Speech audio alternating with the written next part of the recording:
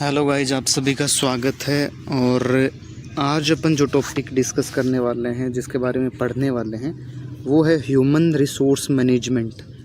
जो HR department होता है किसी भी ऑर्गेनाइजेशन में, चाहे वो हॉस्पिटल हो या फिर जनरल कोई कंपनी है, उसके अंदर जो एचआर डिपार्टमेंट होता है उसका क्या काम होता है, इसके बारे में हम लोग पढ़ने वाले हैं। देखो, इसमें 3 काम तो इसने जनरली लिखे हैं कि स्टाफिंग करना, उसको ट्रेनिंग देना और उसके बाद में काम का इवैल्यूएशन करना यानी मॉनिटरिंग करना।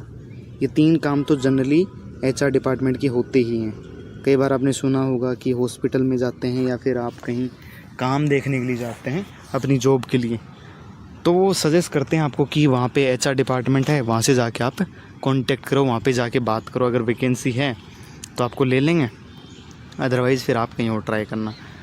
तो वो जो होता है वो एचआर डिपार्टमेंट ऐसे काम संभालता है। वो स्टाफिंग करता है, मतलब लोगों को हायर करता है ना, डिफरेंट टाइप की जॉब्स के लिए हायर करेगा।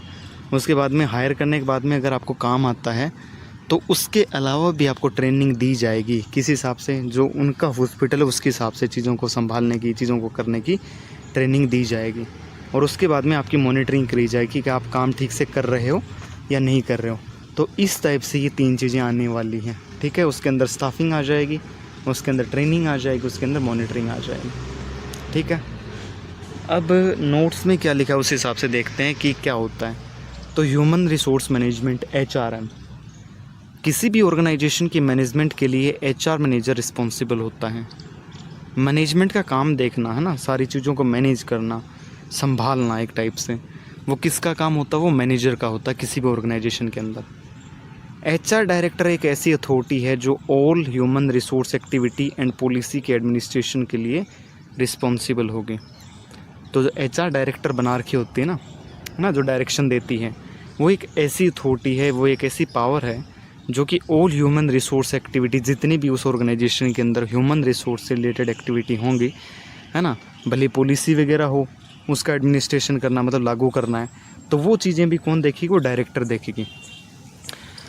इसने बोला है कि ह्यूमन रिसोर्स एक्टिविटी में आप स्टाफिंग वगैरह तो संभालते हैं, इसके अलावा ग्रीवेंसेस वगैरह जो मैंने बताया था, कोई शिकायत करता है, कोई एम्प्लॉय शिकायत करता है किसी चीज़ को लेकर के कि मेरे साथ ये इशू चल रहा है, तो उसको संभालने का काम भी HR टीम करती है। तो ये सारे के सारे काम है वो अथॉरिटी करती है। HR डायरेक्टर एक अथॉरिटी होती है जो ये सारी चीज़ें संभालती हैं। अब उसके बाद में देखो, importance of human resource for employ, है ना, कोई कर्मचारी है उसके लिए ह्यूमन रिसोर्स का क्या इम्पोर्टेंस होता है, ठीक है, किसी ऑर्गेनाइजेशन के अंदर। Importance of human resource for employ, किसी भी ऑर्गेनाइजेशन के लिए एम्प्लॉय मोस्ट इम्पोर्टेंट रिसोर्स होते हैं, क्योंकि वो ऑर्गेनाइजेशन को रन करते हैं। किसी भी ऑर्गेनाइजेशन या फिर कोई बिजनेस कंपनी है, उसके अंदर एम्प्लॉय जो होते हैं, कर्मचारी जो होते हैं, वो मोस्ट इम्पोर्टेंट रिसोर्सेज होते हैं। तो जो एम्प्लॉय होते हैं वो क्या होते हैं? इम्पोर्टेंट रिसोर्स होते हैं। रिसोर्स का मतलब समझते हो? किसी चीज़ को करने में काम आने वाली चीज़, मतलब कोई आप चीज़ बना रहे हैं तो उसको बनाने के लिए जो आप रॉ मटेरियल का यूज़ करते हैं उसको रिसोर्स बोलते हैं। आपके पास पैसे हैं तो पैसों को भी रिसोर्स बोलते हैं। आपके पास कर्मचारी हैं, काम करने वाले मजदूर हैं, वर्कर हैं, तो उनको रिसोर्स बोलते हैं, है ना। तो ये सारी चीज़ें रिसोर्स में आती हैं। तो किसी भी ऑर्गेनाइजेशन के लिए एम्प्लॉय है वो मोस्ट इंपॉर्टेंट रिसोर्स होते हैं, क्योंकि वे ऑर्गेनाइजेशन को रन करते हैं। मेन काम तो उन्हीं का है, वही तो संभालते हैं ऑर्गेनाइजेशन को पूरी को, है ना। वही काम करते हैं, डिफरेंट टाइप के प्रोडक्ट का प्रोडक्शन करना है, सर्विस देनी है, तो वो क्या करते हैं? प्रोडक्ट का प्रोडक्शन करते हैं, है ना, चीज़ों को बनाते हैं, प्रोड्यूस करते हैं, सर्विस प्रोवाइड करवाते हैं। इसके साथ में किसी ऑर्गेनाइजेशन की क्वालिटी एंड रेपुटेशन को मेंटेन करते हैं, क्योंकि भाई जो बंदा काम करेगा, जो चीज़ें बनाएगा, उसी को पता है कि इसकी क्वालिटी कैसी है, वही तो संभालेगा ना उस क्वालिटी को। और रेपुटेशन का मतलब समझते हो? समाज में इज्जत रखना कंपनी की एक टाइप से, है ना, या फिर कहीं बड़े सेक्टर में इज्जत रखना, उसकी रेपुटेशन बनाने की, फलानी कंपनी है वो बहुत अच्छी है, इस टाइप से रेपुटेशन बनती है। तो प्रोडक्शन करते हैं, सर्विस प्रोवाइड कराते हैं, रेपुटेशन मेंटेन करते हैं, और प्रोडक्ट को प्रोडक्शन करते हैं, ऑर्गेनाइजेशन की क्वालिटी को मेंटेन करते हैं। ये सारी की सारी चीज़ें होती हैं, इम्पोर्टेंस के अंदर आती हैं। ह्यूमन रिसोर्स रखने के लिए क्या इम्पोर्टेंस है इसका, है ना, ह्यूमन रिसोर्स का for employ, importance of human resource for employ. अब फंक्शन ऑफ HR डिपार्टमेंट क्या काम करता है उसके बारे में बात करते हैं। तो जो ह्यूमन रिसोर्स डिपार्टमेंट है उसके फॉलोइंग फंक्शन है। क्या क्या काम है देखो उसके। सबसे पहला काम है एम्प्लॉय को एक्वायर करना, मतलब हायर करना, किसी इंसान को किसी डिपार्टमेंट के अंदर जॉब देनी है, हायर करना, किसी बंदे की ज़रूरत है, तो वो काम कौन करेगा? आपका HR डिपार्टमेंट करेगा। उसके बाद में एम्प्लॉय को ट्रेनिंग प्रोवाइड करवाना। आपने बंदा हायर कर लिया, अब आप उसको ट्रेनिंग देंगे, ट्रेनिंग प्रोवाइड कराएंगे कि भाई ऐसे ऐसे ऑर्गेनाइजेशन के अंदर हमारे रूल हैं, ऐसे ऐसे आपको काम करना है, ये ट्रेनिंग आपको हम दे रहे हैं 2 महीने की, 3 महीने की, जितना भी हो, ताकि आप काम के अनुसार ढल सकें, है ना। उसके बाद में एम्प्लॉय की परफॉर्मेंस को इवेल्युएट करना। आपने ट्रेनिंग दे दी, ट्रेनिंग देने के बाद में आप काम करवा के देखेंगे कि कैसा कर रहा है वो, कैसा परफॉर्म कर रहा है अपनी स्किल के आधार पर, और हमने जो स्किल दी है, जो ट्रेनिंग दी उसके आधार पर अब क्या उसका रिजल्ट आ रहा है 2-3 महीने के बाद में, तो उसको बोलते हैं परफॉर्मेंस को इवेल्युएट करना है, फिर मॉनिटरिंग करना। उसके बाद में है एम्प्लॉय को गोल के टुवार्ड्स मोटिवेट करना। मतलब ऑर्गेनाइजेशन के गोल होते हैं, टारगेट होते हैं, कुछ चीज़ें अचीव करती हैं वो ऑर्गेनाइजेशन 1 साल के अंदर, कि भाई हमारा ये लक्ष्य है, हम यहाँ तक जाने वाले हैं इस साल। तो ऑर्गेनाइजेशन में एम्प्लॉय जो है उसको गोल बताएंगे अपन, जब वो आएगा ट्रेनिंग अपन देंगे तो उसके साथ में उसको गोल बताएंगे कि भाई अपने ये गोल हैं और इसको इतने टाइम में अपने को अचीव करना है। तो उसके लिए फिर अपन उसको मोटिवेट करेंगे। ये काम है किसका? HR डिपार्टमेंट का, मोटिवेशन देना उसको गोल के टुवार्ड्स। उसके बाद में एम्प्लॉय के साथ में गुड रिलेशन मेंटेन करना, है ना। एम्प्लॉय जो आया है, कर्मचारी, उसके साथ में अच्छे संबंध बना के रखना, उसकी हेल्प करना, कोई प्रॉब्लम चल रही है तो उसको सोल्व करना। ये सारी चीज़ें आती हैं HR डिपार्टमेंट के फंक्शन में, ठीक है। तो इतने सारे काम हैं: हायर करना, एक्वायर करना, एम्प्लॉय को ट्रेनिंग देना, परफॉर्मेंस को जांच करना, इवेलुएट करना, एम्प्लॉय को गोल के टुवार्ड मोटिवेट करना, और रिलेशन मेंटेन करना उसके साथ में अच्छे वाले। तो ये चीज़ें हैं। अब सबसे पहला इंपॉर्टेंट फंक्शन है स्टाफिंग, है ना, स्टाफ हायर करना। तो स्टाफिंग में क्या आता है? देखो, स्टाफिंग ह्यूमन रिसोर्स का एक मेजर फंक्शन होता है, मतलब मोटा काम है, बड़ा काम है उसके लिए। स्टाफिंग में राइट पीपल को एम्प्लॉयमेंट देना, उनको ट्रेनिंग देना, एंड ऑर्गेनाइजेशन में उसके राइट पोस्ट पे प्लेस करना शामिल है। तो स्टाफिंग के अंदर क्या आता है? ह्यूमन रिसोर्स का देखो एक इंपॉर्टेंट काम है, ये काम होता है मेन, है ना। दूसरा ट्रेनिंग है, तीसरा मॉनिटरिंग है। तो पहला काम इंपॉर्टेंट है ये। तो स्टाफिंग में क्या करा जाएगा कि राइट पीपल, जो जॉब के हिसाब से अच्छे बंदे हैं, जो क्वालिफिकेशन है, जिनके पास में स्किल है, वो सही बंदों को अपन लेके आएंगे और उनको हायर करेंगे अपन ऑर्गेनाइजेशन में काम करने के लिए, कि भाई आप आओ, हमारी ऑर्गेनाइजेशन में इतनी सैलरी है और आप काम करोगे तो हम आपको बोनस देंगे, ये करेंगे। उस हिसाब से वो स्टाफिंग कर सकता है, स्टाफ को हायर करेगा, है ना, उसको एम्प्लॉयमेंट देगा। उसके अलावा उसको ट्रेनिंग भी देगा और ऑर्गेनाइजेशन में उसको राइट पोस्ट, यानी सही जगह पे सही पोस्ट जो है उसके ऊपर क्या करेगा, उसको लगा के देगा कि भाई आप यहाँ पे काम करो। अब स्टाफिंग के अंदर देखो क्या होती है। स्टाफिंग के अंदर सबसे पहले आता है man power planning. Man power planning का मतलब किसी डिपार्टमेंट के अंदर आपको 10 बंदों की नीड है एक स्पेसिफिक काम करने के लिए, है ना, और बंदे 8 ही हैं, तो 2 की बंदों के लिए और करनी पड़ेगी प्लानिंग। तो मैन पावर प्लानिंग उसी हिसाब से होती है। HRM जो डिपार्टमेंट है, ह्यूमन रिसोर्स मैनेजमेंट डिपार्टमेंट, वो एम्प्लॉय की रिक्वायरमेंट को डिटरमाइन करेगा। भाई अपने को किस डिपार्टमेंट में किस टाइप की एम्प्लॉय चाहिए, ये वो रिक्वायरमेंट देखेगा पहले, है ना। उसके बाद में जॉब एनालिसिस, सेकंड फंक्शन है जॉब का एनालिसिस करना। Human resource department current employ को एग्जामिन करेगा और उस ऑर्गेनाइजेशन के वेरियस डिपार्टमेंट के होंगे। पहले वो क्या करेंगे, पहले जो करंट में काम कर रहे हैं, वर्तमान में जो एम्प्लॉय काम कर रहे हैं, उनको देखेंगे कि वो कैसा काम कर रहे हैं, ठीक है, उनकी एकदम एफिशिएंसी वगैरह चेक करेंगे। उसके बाद में देखेंगे कि भाई अपन जैसे 10 पोस्ट हैं और 8 कर्मचारी ऑलरेडी हैं, लेकिन 2-3 ऐसे निठल्ले हैं जो कम काम कर पाते हैं, तो फिर अपने को 1-2 बंदा एक्स्ट्रा हायर करना पड़ता है उनके लिए, ताकि काम अपना लेवल में आ जाए, पूरा के पूरा 10 जितना काम हो जाए, 10 बंदों जितना।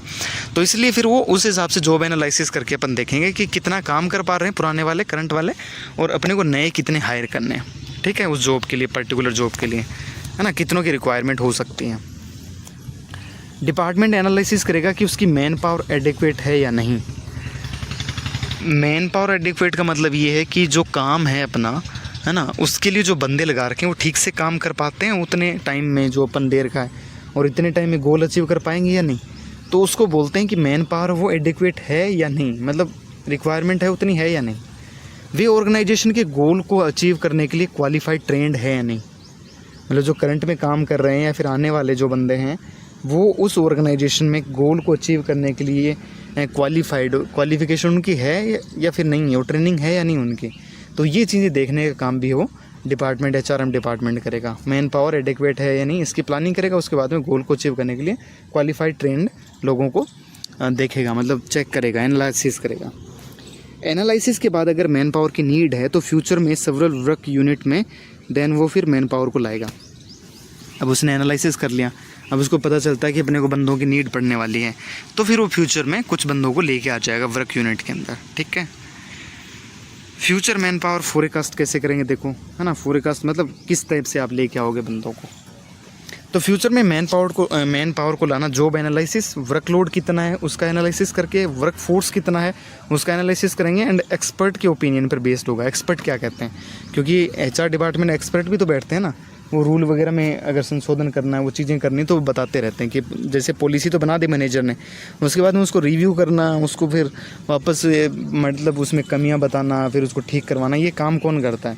ये काम एक्सपर्ट करते हैं, उनके ओपिनियन करते हैं, वो ओपिनियन देते हैं, अपनी राय देते हैं, इसी पे तो होता है। तो मैन पावर लेके आ रहे हैं अपन, जॉब बंदों को हायर कर रहे हैं, तो वो किस पे डिपेंड करेगा? वो जॉब एनालिसिस के ऊपर डिपेंड करेगा, वो वर्कलोड कितना पड़ रहा है, लोगों के ऊपर काम कर पा रहे हैं कि नहीं कर पा रहे हैं ना, टाइम ज़्यादा ले रहे हैं, टाइम ज़्यादा कंज्यूम हो रहा है, काम कम हो पा रहा है, तो उस चीज़ को वर्कलोड एनालिसिस करके पता करेंगे। फिर वर्क फोर्स कितना पड़ा हुआ है उसको एनालिसिस करेंगे और एक्सपर्ट का ओपिनियन लेके इन सब चीज़ों को मिला के आपका जो है मैन पावर लेके आएंगे। Future man power requirement workload and given period of time में होने वाले प्रोडक्शन पर बेस्ड होगी। जो फ्यूचर में मैन पावर रिक्वायरमेंट है वो वर्कलोड कितना है उस पर डिपेंड करेगी। इसके अलावा आप एक पीरियड देते हैं कि भाई 4 महीने के अंदर अपने को 25,000 यूनिट किसी प्रोडक्ट की बनानी है, लेकिन वो चीज़ हो नहीं पाई, तो फिर अपने को मैन पावर लेके आनी पड़ेगी और बंदे उसको हायर करके लगाने पड़ेंगे ताकि वो प्रोडक्शन है, वो गोल है, वो अचीव हो सके उसमें। ठीक है, तो ये होता है फ्यूचर मैन पावर फोरकास्ट, जो अलग अलग चीज़ों को देख के किया जाता है। ठीक है, प्रोडक्शन पर टाइम वगैरह लगा के उसके हिसाब से फिर किया जाता है सारी चीज़ें। अब डेवलपमेंट करेंगे अपन एम्प्लॉयमेंट प्रोग्राम। एम्प्लॉयमेंट मतलब रोज़गार प्रोग्राम अपन डेवलप कर रहे हैं ताकि लोगों को हायर कर सकें, करेक्ट लोगों को। अगर future man power forecast done हो जाए, मतलब अपने डिसाइड कर ही लिया है सब कुछ देख के, है ना, वर्कलोड वगैरह देख के, एनालिसिस करके, या फिर जो ओपिनियन है वो वगैरह लेके, सब कुछ करके अपन ने ये डिसाइड कर लिया कि अपनों को लेके आने ही हैं, डन हो गई वो चीज़, देन एम्प्लॉयमेंट प्रोग्राम को डेवलप करेंगे अब, है ना। अब एम्प्लॉयमेंट प्रोग्राम अपन बनाएंगे ताकि बंदों को हायर कर सकें अपन, फॉर्म अप्लाई करेंगे लोग फिर वहाँ पे। इसमें रिक्रूटमेंट, सिलेक्शन एंड प्लेसमेंट शामिल होंगे। तो 3 चीज़ें शामिल करी जाएंगी। कौन कौन से? सबसे पहले रिक्रूटमेंट, आवश्यकता निकालेंगे अपन कि भाई इतने बंदों की आवश्यकता है हमको इस जॉब के लिए, तो निकालेंगे। फिर उनका सिलेक्शन करेंगे, क्योंकि लोग फार्म अप्लाई करेंगे, वहाँ पे फॉर्म अप्लाई करेंगे, तो जितने फॉर्म आएंगे उनको चेक करेंगे अपन, और उसके बाद में उनका सिलेक्शन करेंगे, उसके बाद में उनकी प्लेसमेंट देंगे। तो ये 3 काम होते हैं। ठीक है, उसके बाद में देखो, अब फर्स्ट काम है recruitment, selection and placement.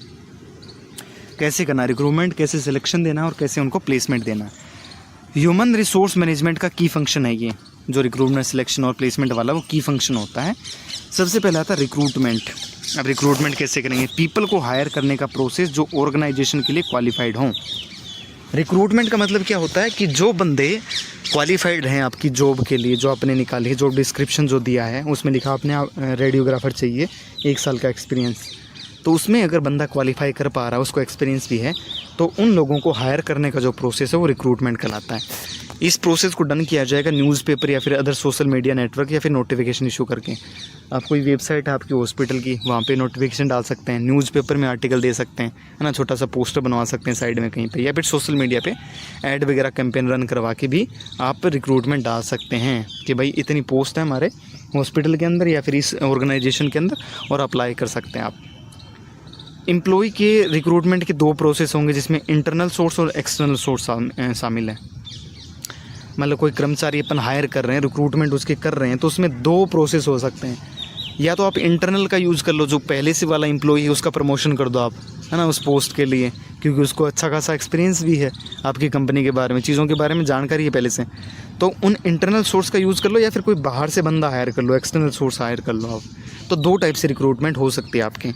Internal source में देखो क्या है, इंटरनल सोर्स में एग्जिस्टिंग जो एम्प्लॉई हैं उनको अपॉर्चुनिटी दी जाएगी। मतलब जो करंटली काम कर रहे हैं ऑर्गेनाइजेशन के अंदर, उनको अपॉर्चुनिटी दी जाएगी, उनको पोस्ट पे प्रमोशन दे सकते हैं या फिर आप हायर पोस्ट पे ले जा सकते हैं, तो उनको अपॉर्चुनिटी दे रहे हैं पहले तो आप। उसके बाद में एक्सटर्नल सोर्स में वे पीपल जो ऑर्गेनाइजेशन का पार्ट या उससे रिलेटेड नहीं है, को अपॉर्चुनिटी दी जाएगी। अब जो बाहर वाले आएंगे उनको यहाँ पे अपॉर्चुनिटी दी जाएगी, किस में? एक्सटर्नल सोर्स में।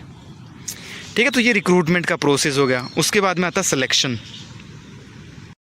तो अपन लोगों ने पहले वाला तो देख लिया था कि स्टाफिंग कैसे करते हैं। अब बैकग्राउंड में थोड़ा नॉइज़ ज़्यादा था इसलिए मेरे को क्लास बाद में रिकॉर्ड करना पड़ रहा। तो सिलेक्शन सेकंड अपना पॉइंट है ना। स्टाफिंग कर लिया, अब स्टाफिंग में रिक्रूटमेंट था, उसके बाद में सिलेक्शन था। तो सिलेक्शन सेकंड है स्टाफिंग के अंदर। तो सिलेक्शन के लिए एचआर डिपार्टमेंट अरेंज करेगा an interview, screening, written test, oral test, है ना, एक्सेट्रा। तो सिलेक्शन करने के लिए क्या करेगा एचआर डिपार्टमेंट, या तो आपका इंटरव्यू में बुला सकता है कि कल सुबह 9 बजे इंटरव्यू, आप उसमें अंदर आना है ना, हम आपको आपकी एबिलिटी वगैरह चेक कर लेंगे, है ना, आपकी क्वालिफिकेशन वगैरह देख के उस हिसाब से आपका सिलेक्शन कर लेंगे। या फिर स्क्रीनिंग करी जा सकती है, या फिर रिटन टेस्ट लिया जा सकता है लिखित में, ओरल टेस्ट भी लिया जा सकता है, सिर्फ डायरेक्ट पूछा भी जा सकता है। ये सब करके जो है वो सिलेक्शन लिया जाएगा। जॉब के लिए राइट पर्सन के सिलेक्शन के बाद उसको अपॉइंटमेंट लेटर दिया जाएगा। जैसे 10 बंदे आए, 10 में से सबकी थोड़ी हायर कर लेंगे, 10 में से उसी को करेंगे जो अच्छा होगा। अब 10 में से जैसे ही उसको हायर कर लेंगे उसके बाद में उसको अपॉइंटमेंट लेटर दे देंगे कि भैया आप 20 तारीख से आना, है ना, ठीक है, स्टार्ट हो जाना। उसमें आपकी ये ड्रेस वगैरह कोड रहेगा, ये सब आप पहन के बढ़िया से रेडी होके आ जाना, आपकी ड्यूटी स्टार्ट है इतने तारीख को। तो अपॉइंटमेंट मिल जाएगा, फिर उसको अपॉइंटमेंट लेटर दे देंगे।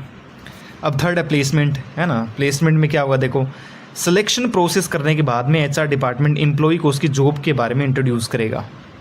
अब सिलेक्शन हो चुका है, अब सिलेक्शन के बाद में आपको अलॉटमेंट लेटर भी मिल चुका है। अब जो एचआर डिपार्टमेंट है वह उसकी जॉब के बारे में इंट्रोड्यूस करेगा। अब जॉब के बारे में बताना शुरू करेगा कि देखो सर, आपकी जॉब में ये चीज़ें होने वाली हैं, आपको ऐसे ऐसे काम करना है ना, ये डिपार्टमेंट आपका, यहाँ चीज़ें ये रहेगी, ये ऐसे रहेगी, पूरा सब कुछ बता देगा। सैलरी वगैरह के बारे में भी बता देगा।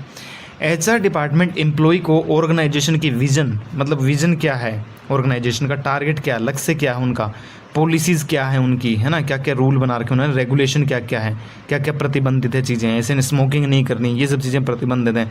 तो इस टाइप से क्या है, फिर वो रेगुलेशन में आ जाएगा, इसके बारे में भी वो बताएगा। तो ये सारी चीज़ें बताएगा। जॉब के बारे में तो बताएगा, ऑर्गेनाइजेशन का विज़न क्या है ना, गोल क्या है, टारगेट क्या है, पॉलिसी क्या है, रेगुलेशन क्या है, उनके बारे में भी बताएगा।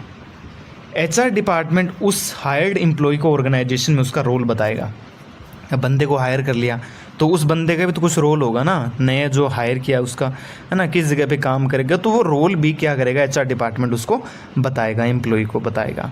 इसके अलावा उसकी सैलरी और वेजेस भी बताएगा, छुट्टियों के साथ में सैलरी मिलेगी और नॉर्मल सैलरी जो मिलेगी उनके बारे में वो बताएगा उसको। तो ये था आपका स्टाफिंग में। स्टाफिंग कर लिया, आप बंदे लेके आ गए, अब ट्रेनिंग दो उनको। ट्रेन कैसे करोगे, देखो, तो ट्रेनिंग आता है, एचआरएम डिपार्टमेंट का मेन फंक्शन है ट्रेनिंग। जैसे स्टाफिंग मेन फंक्शन था, ट्रेनिंग भी मेन फंक्शन है। यह एक एजुकेशनल प्रोसेस होती है, सिखाने की प्रक्रिया होती है जिसमें एम्प्लॉय की स्किल को इन्हांस, उसकी नॉलेज में इम्प्रूवमेंट एंड एटीट्यूड को चेंज करना शामिल होगा। तो ये सारी चीज़ें शामिल होंगी किसमें, ट्रेनिंग के अंदर। ट्रेनिंग के अंदर आप एम्प्लॉय की स्किल को इन्हांस करोगे, उसकी नॉलेज में इन्हांस करोगे, है ना, इम्प्रूवमेंट करोगे, उसके एटीट्यूड को चेंज करोगे। ये सारी चीज़ें आपको करनी होगी। इससे एम्प्लॉय की परफॉर्मेंस है वो बढ़ेगी, डेवलप होगी उससे, है ना, परफॉर्मेंस बढ़ जाएगी उसकी। तो एचआर डिपार्टमेंट का मेन फंक्शन है ये, एक एजुकेशनल प्रोसेस है, सिखाने की प्रक्रिया है, एम्प्लॉय की स्किल को बढ़ावा मिलता है, नॉलेज में बढ़ावा मिलता है, इम्प्रूवमेंट मिलता है, एटीट्यूड को चेंज किया जाता है ना, ये सारी चीज़ें उसके अंदर करी जाएंगी। फिर आता है ऑब्जेक्टिव ऑफ ट्रेनिंग। ऑब्जेक्टिव्स क्या हैं ट्रेनिंग के, भाई ट्रेनिंग क्यों दी जाती है। चलिए, ट्रेनिंग के बेसिक नॉलेज एंड स्किल होती है, बेसिक नॉलेज होता है जॉब के बारे में, या फिर कोई स्किल होती है जो सिखाई जाती है ताकि एम्प्लॉय अपनी जॉब को वेल परफॉर्म करे। मतलब जो जॉब एम्प्लॉय को दी है वो अच्छे से परफॉर्म करें, इसके लिए क्या करेंगे, ट्रेनिंग देंगे अपन, ठीक है। न्यूली अपॉइंटेड एम्प्लॉय के लिए ट्रेनिंग ज़्यादा इंपॉर्टेंट होती है। जो नया नया बंदा आता है ना, उसके लिए ट्रेनिंग ज़्यादा इंपॉर्टेंट होती है। तो न्यूली अपॉइंटेड के लिए ज़्यादा ट्रेनिंग ज़रूरी है, ठीक है। न्यूली एम्प्लॉय को ट्रेनिंग देने से वो ऑर्गेनाइजेशन के मिशंस, रूल्स, गोल, विज़न जान पाएगा। नया जो बंदा आया, एम्प्लॉय आया है, वो ट्रेनिंग देने से क्या क्या सीखेगा, ऑर्गेनाइजेशन यानी कंपनी के मिशन क्या है, क्या टारगेट हैं, रूल क्या है, क्या क्या रूल्स बना रखे हैं इन्होंने कस्टमर को लेकर के, है ना, कहीं रील वगैरह तो नहीं देख रहा बैठे बैठे, इसके बारे में क्या रूल है, कितनी देर का लंच है, ये सारे रूल हैं। गोल क्या क्या है, विज़न क्या क्या है, ये सब चीज़ें जान पाओगे अगर आप ट्रेनिंग लोगे तो। अगर ऑर्गेनाइजेशन में न्यू मशीन अगर आ रही है, इंस्टॉल करी जाती है, तो उसके लिए भी ट्रेनिंग एम्प्लॉय को दी जाएगी। उससे क्या होगा, नॉलेज बढ़ेगा एम्प्लॉय का। तो कोई नई मशीन लगा रहे हैं किसी चीज़ की जो कि काम की है, अपन काम के टाइम यूज़ होती है कुछ चीज़ बनाने के दौरान, तो उसका भी सबको फिर क्या देंगे अपन, ट्रेनिंग देंगे उसकी। अब डेफिनेशन ऑफ ट्रेनिंग, ट्रेनिंग के डेफिनेशन क्या है देखो भाई, ट्रेनिंग किसको कहते हैं, किसी की नॉलेज में इंप्रूवमेंट करना, स्किल में इंप्रूवमेंट करना। डेल एस बीच के अनुसार, अगर आपको ये नाम याद नहीं रहे तो डायरेक्ट आप शुरू कर देना कि ट्रेनिंग एक ऐसा एक्ट है, एक ऐसा काम है जो किसी एम्प्लॉय की नॉलेज और स्किल को इन्हांस करता है, बढ़ाता है ना, उसकी नॉलेज, जानकारी को और स्किल्स को बढ़ाता है ताकि वो पर्टिकुलर जॉब परफॉर्म कर सकें। एक पर्टिकुलर जॉब परफॉर्म करवाने के लिए ट्रेनिंग दी जाती है ना, ताकि उसका नॉलेज बढ़ जाए और उसकी जो स्किल है वो बढ़ जाए, इसको इन्हांस करता है वो एक पर्टिकुलर जॉब करवाने के लिए। ऐसे थोड़ी कि कोई भी ट्रेनिंग उसको दे रहे हैं, है ना, पुलिस की ट्रेनिंग थोड़ी दे देंगे, अपना काम है कंप्यूटर चलाना तो उसकी ट्रेनिंग देंगे ऑपरेटिंग के। तो इस हिसाब से ट्रेनिंग दी जाती है। माइकल आर्मस्ट्रॉन्ग कहता है कि स्किल जो है, नॉलेज, एटीट्यूड का सिस्टमेटिक डेवलपमेंट करना जो जॉब के किसी टास्क को वेल परफॉर्म करने के लिए रिक्वायरमेंट होगी।